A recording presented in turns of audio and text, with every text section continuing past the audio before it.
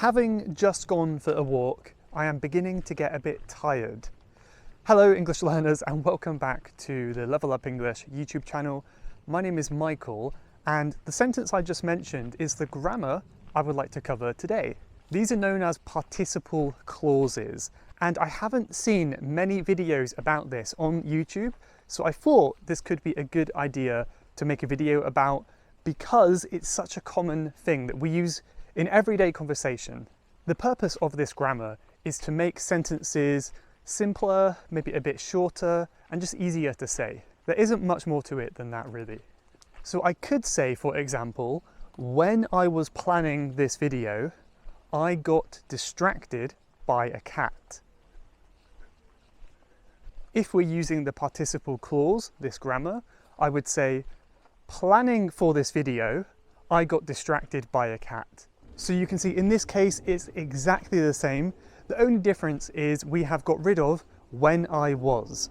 So the sentence is much shorter and a little bit simpler perhaps as well. You are a great learner. You always comment on my videos. If we're using this grammar point, we could say, being a great learner, you always comment on my videos.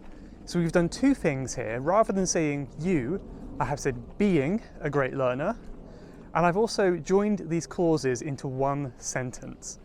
Being a good learner, you always comment. So in this video, I'm going to break it up into present tense and then past tense, and then we're going to look at perfect tense at the end. So the first way we can use it for present participle is to replace a time clause. These are words such as when, or after, or while, or something like that. Looking through my files, I found my old passport. This is another way of saying, while I was looking through my files, I found my passport. But we can make it much shorter, replace that while with simply looking through my files, I found my passport. Another way we can use this is when we have an active voice sentence, it can replace the relative clause. So I could say, the person who is walking up the hill looks worn out. Or we could simply say, the person walking up the hill looks worn out. So you can see we've simply omitted who is. It's still a relative clause here, but we don't actually have to say it. Another way in which we can use this is to mean because, to replace a word like because or since. So, feeling a little bit sleepy, I decided to take a nap under the tree.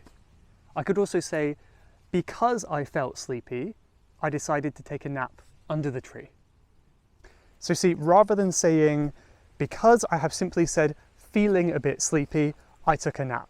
So hopefully you can see here how these participle clauses allow us to say the same thing with slightly fewer words. We can also use this grammar with the past participle.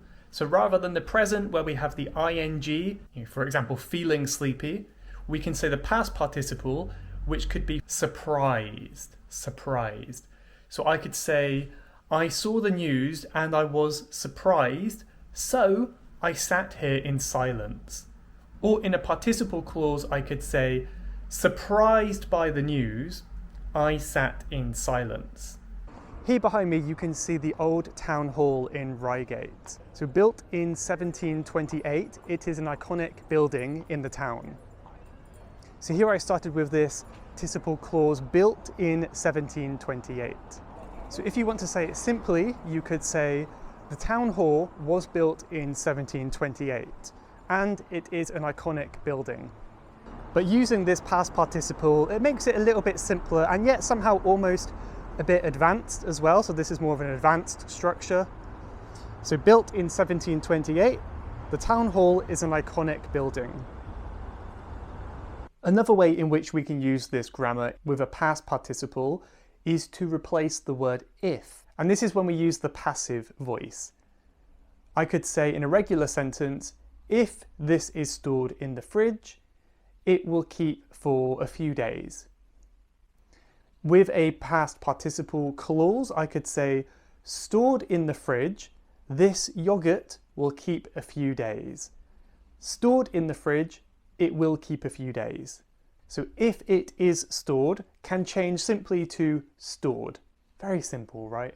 And finally, we can also use it with the present perfect tense. This basically just means that one action happens before another.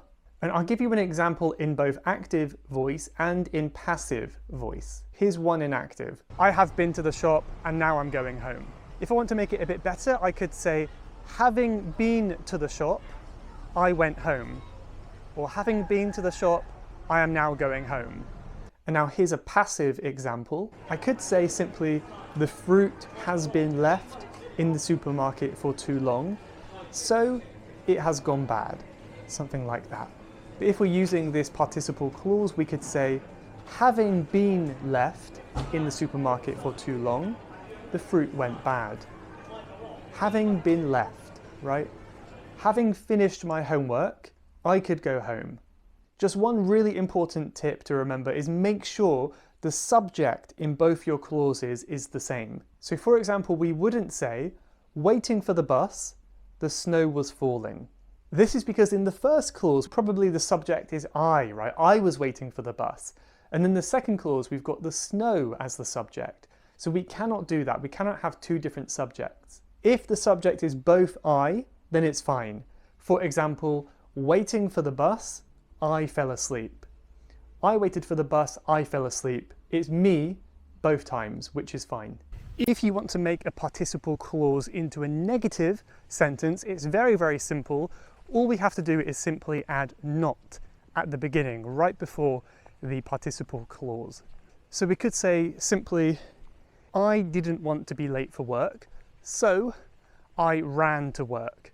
That's the simple sentence. If we use the participle clause, we could say, not wanting to be late for work, Michael ran to work. Leave your sentence in the comments below to practice. Okay, so just so you can practice now, I'm going to give you 3 regular sentences and your job is to turn them into participle clauses. And I will give you a warning, these are quite difficult. If you can do them or even get close, that's amazing. Give it a go if you can. So here's one. I just finished my work. Now I can play video games. How can that one become a participle clause? Have a think about whether that should be past or present. Here's one more. I was so sad to hear the news, so I gave him a hug. And finally, the dogs aren't able to look after themselves. They need a good owner. Okay, have a go with them. Well, thank you so much for watching today. I really appreciate it, and I hope you learned something new as well about this useful but slightly difficult grammar. If you would like to, leave a comment below to practice, and I'll let you know how you did. But yeah, thank you again, and I'll see you in the next one. Goodbye for now. If you're interested, you can check out the full lesson for this YouTube video, where you can find live subtitles, worksheets, more detailed explanations, quizzes, and teacher feedback, and all of this around this video at Level Up English members. So if you're interested in that, you can click the link in the description or go to levelupenglish.school and go to the members page to sign up. But I hope you enjoyed this video and I hope you find the bonus worksheets helpful as well. Thank you for watching.